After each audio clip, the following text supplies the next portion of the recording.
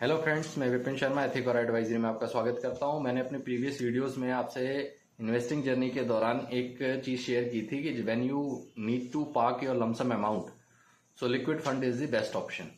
अब मैं उसके पीछे की एक टैक्स कैलकुलेशन आपके साथ शेयर करूंगा कि भी जब हम शॉर्ट टर्म के लिए करते हैं तो हमें उसके 20% प्लस जीएसटी देना पड़ता है, that is for short term capital gain, and long term capital gain is 12% plus GST. तो अब हम मान लीजिए 1 साल से ज़्यादा तो हर कोई इन्वेस्टिंग करना चाहता ही है, क्योंकि लॉन्ग टर्म विजन होता है तभी हम इन्वेस्टिंग की तरफ जाते हैं।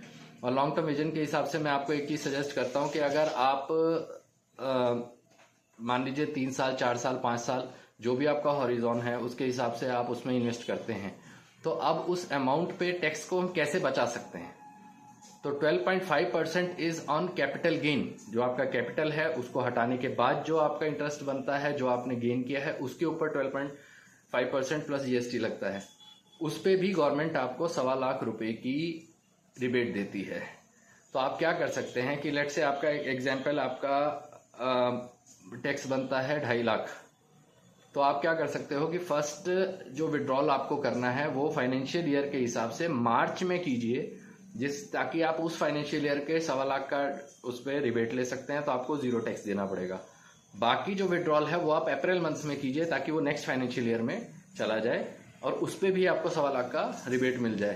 तो आपका जो टोटल ओवरऑल आपने जो गेन लेना है वो उसमें आपको रिबेट मिल जाएगी और आपको 0 टैक्स देना पड़ेगा। ये था आज का थॉट। मिलते हैं जल्दी नेक्स्ट वीडियो में अगले थॉट के साथ। Take care of yourself. Thank you.